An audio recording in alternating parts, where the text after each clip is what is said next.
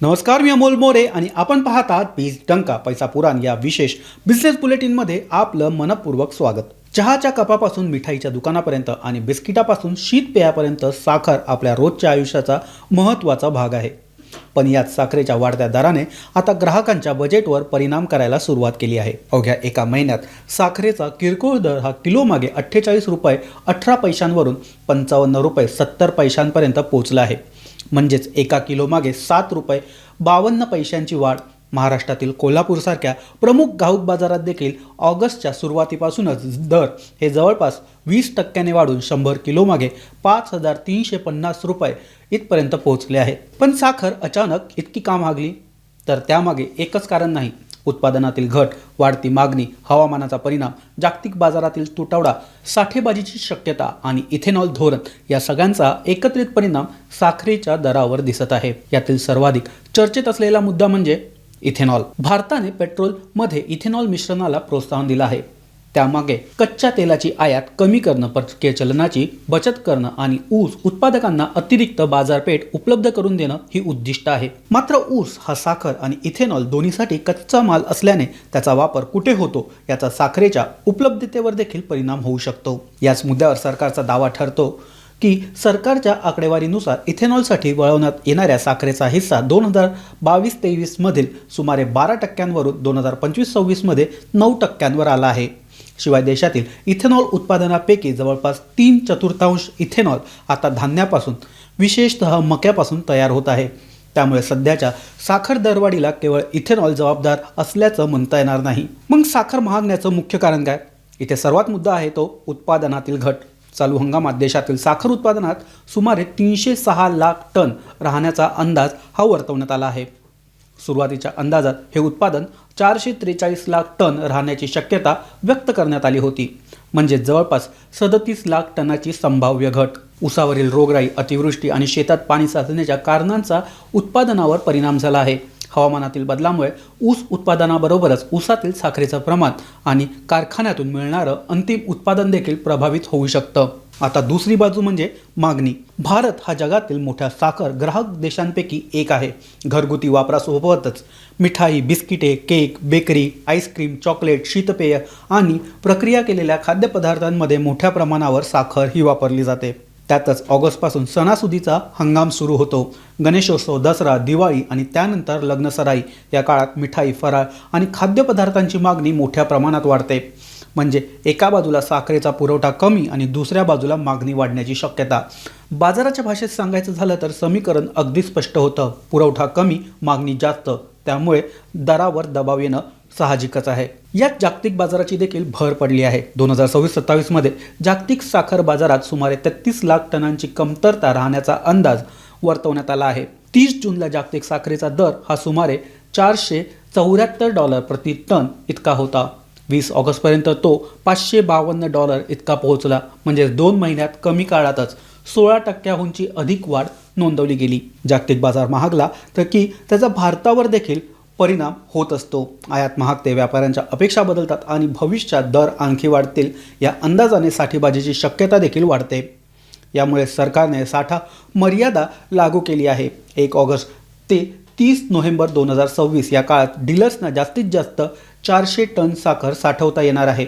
मोठ्या खरेदीदारांवर देखील 1 सप्टेंबरपासून त्यांच्या 15 दिवसांच्या वापरापेक्षा जास्त साठा ठेवण्यावर मर्यादा आणली जाणार आहे. सरकारकडून साखर कारखान्यामधील साठ्याची तपासणी ही वारंवार केली जाणार आहे. पण साठा मर्यादा म्हणजे दर लगेच कमी होतील असं नाही. कारण जर उत्पादनच कमी असेल तर साठेबाजी रोखून देखील पुरवठ्याचा मूलभूत प्रश्न हा सुटणार नाही. म्हणूनच सरकारने 10 लाख टन कच्च्या साखरेच्या शुल्कमुक्त आयातीला परवानगी दिली आहे. देशांतर्गत उत्पादन कमी असताना आयात वाढून बाजारातील उपलब्धता वाढवण्याचा हा प्रयत्न आहे. मात्र जागतिक बाजारात साखर महाग असेल तर आयात ही स्वस्त उपाययोजना ठरेलच असं नाही. शिवाय मोठ्या प्रमाणावर आयात झाल्यास देशांतर्गत साखर उद्योग आणि शेतकऱ्यांवर देखील परिणाम होऊ शकतो. म्हणून सरकारसमोर मोठं आव्हान आहे. ग्राहकाला स्वस्त साखर द्यायची, शेतकऱ्याला योग्य भाव द्यायचा आणि साखर उद्योगाला आर्थिकदृष्ट्या टिकवायचं. यासाठी सरकारने 15 ऑक्टोबरपासून ऊस गाळप सुरू करण्याचा सल्ला हा दिला आहे. सामान्यतः परिस्थितीत ऑक्टोबरमध्ये साखर उत्पादन 3 ते 4 लाख टनांच्या आसपास असतं. मात्र यंदा ते 10 लाख टनांपेक्षा जास्त होण्याचा अंदाज हा वर्तवण्यात आला आहे. जर हा अंदाज प्रत्यक्षात आला तर बाजारातील पुरवठा वाढून दरांवरील दबाव कमी होऊ शकतो. आता मूळ प्रश्न येतो, इथेनॉल की साखर? खरं तर हा प्रश्न चुकीच्या पद्धतीने मांडला जात आहे. भारताला ऊर्जा सुरक्षा हवी आहे, त्यामुळे इथेनॉल महत्त्वाचं आहे. पण त्याचवेळी अन्न सुरक्षा देखील महत्त्वाची आहे. त्यामुळे सरकारला साखर आणि इथेनॉल यांच्यात संतुलन साधावं लागेल. इथेनॉलवरील ऊसावरील अवलंबित्व कमी करून पर्यायी कच्च्या मालाचा वापर वाढवणं हा एक मार्ग ठरू शकतो. मात्र मका ही अन्न आणि पशुखाद्याच्या साखळीतील महत्त्वाचा भाग असल्याने त्याचा समतोल देखील साधावा लागेल. म्हणजेच ऊर्जा धोरण आणि अन्न धोरण आता स्वतंत्रपणे पाहता येणार नाही. साखरेच्या वाढत्या दराचा परिणाम फक्त घरातील साखरेच्या पिशवीवर होत नाही. मिठाई, बेकरी उत्पादनं, शीतपेय, हॉटेल आणि प्रक्रिया केलेल्या खाद्यपदार्थांचा उत्पादन खर्च देखील यामुळे वाढू शकतो. कंपन्यांनी हा अतिरिक्त खर्च ग्राहकांवर टाकला तर साखरेच्या दरवाढीचा परिणाम व्यापक खाद्य महागाईत दिसू शकतो. त्यामुळे सध्याची साखर दरवाढ ही केवळ ग्राहकांची समस्या नाही, ती शेतकरी, साखर कारखाने, इथेनॉल व्यापारी, खाद्य उद्योग आणि सरकारी या सगळ्यांशी जोडलेली आहे. आता महत्त्वाचा प्रश्न म्हणजे साखरेचा दर पुढे कमी होणार की आणखी वाढणार? याचं निश्चित उत्तर आज देता येणार नाही. मात्र काही संकेत स्पष्ट आहे. 10 लाख टनांची शुल्कमुक्त आयात बाजारात आली, साठेबाजीवर नियंत्रण राहिलं आणि 15 ऑक्टोबरपासून गाळप वेगाने सुरू झालं तर पुरवठा वाढू शकतो आणि दर स्थिर होण्याची शक्यता वाढते. पण उत्पादन अपेक्षेपेक्षा कमी राहिलं, जागतिक बाजारातील तुटवडा वाढला किंवा साठेबाजी कायम राहिली तर दर पुन्हा वाढू शकतात.